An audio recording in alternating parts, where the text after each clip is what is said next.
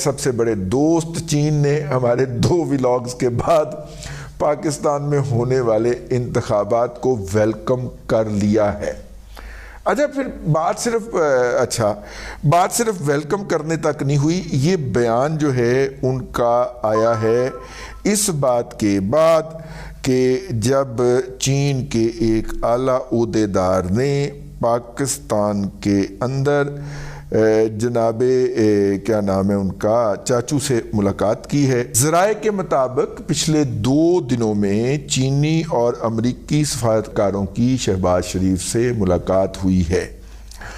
ملاقات کا مقصد پاکستان میں نئی بننے والی حکومت اور اس کو پیش آنے والے ممکنہ چیلنجز پر تبادلہ خیال اور نبرد آزما ہونے کے لیے درکار مدد سے آگاہ کرنا تھا۔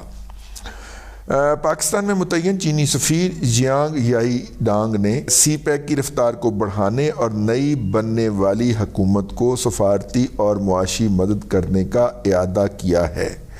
چینی سفیر نے علاقائی میرے وہ ولاگ اپنی جگہ تے رہن گے، تسی الگ خبر، ٹھیک ہے۔ چینی سفیر نے علاقائی تحفظ اور پاکستان میں بیرون ملک سے ہونے والی در اندازی پر پاکستان کو مکمل حمایت کا یقین دلایا ہے۔ چینی سفیر کی ملاقات 24 گھنٹے کے اندر ہی امریکی سفیر ڈونلڈ بلوم بھی شہباز شریف سے ملے۔ ملاقات میں الیکشن کے بعد پیدا ہونے والے حالات اور نئی بننے والی حکومت کو درپیش مشکلات کے لیے تمام ممکنہ مدد فراہم کرنے کی یقین دہانی کروائی گئی۔ امریکی سفیر نے حکومت پاکستان اور مالیاتی اداروں کے درمیان ہونے والی مذاکرات میں کردار ادا کرنے کا بھی یقین دلایا۔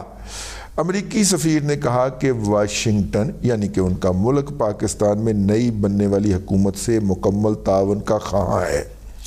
ذرائع کے مطابق امریکی سفیر نے شہباز شریف سے ملاقات کے دوران خطے میں استحکام اور امن میں پاکستان کے کردار کو سراہا اور اس بات کا یقین دلایا کہ امریکہ پاکستان کے پڑوسی ممالک پر بھی اپنا کردار ادا کرنے پر زور دے گا۔ اس میں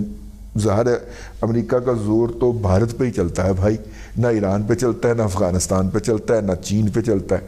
تو اگر پڑوسی ممالک پر امریکہ نے اپنا کردار ادا کرنے کے لیے زور دینا ہے تو وہ یہی ہوگا کہ بندے دا پتر بن کے رہنا ہے، ادھر کوئی شرارت نہ کرنا ہے، ہی ہو سکتا ہے نا۔ امریکہ اور چین کی طرف سے پاکستان کے حق میں ایک اس طرح کا مطلب ان کے سفرا کا مل جانا۔ پھر اس میں ایک تیسرا کردار بھی آتا ہے جس کے بعد اڈیالہ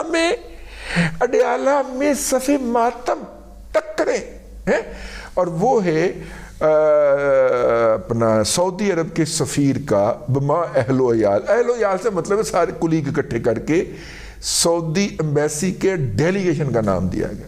وفد کا ڈیلیگیشن کا دوڑے جاتی عمرہ جانا اور نواز شریف صاحب کو تمالیں ڈال کے مبارکباد دینا اور کہنا کہ بہت اچھا ہو گیا ہے۔ میں نے آپ کو اپنے ولاگ کے اندر بتا دیا تھا کہ سعودی عرب ہمارا دوست جو ہے وہ اس بات پہ مطمئن ہے اور اس بات پہ مطمئن ہے کہ پی ٹی آئی نہیں آئی، لیکن ساتھ ہی اس تشویش میں بھی مبتلا ہے کہ ایم ڈبلیو ایم کو عوام کا مینڈیٹ نہ ہونے کے باوجود بھی ایک بڑی پارلیمانی قوت کے طور پہ پاکستان کے اندر لانچ کر دیا گیا ہے پی ٹی آئی کے ذریعے،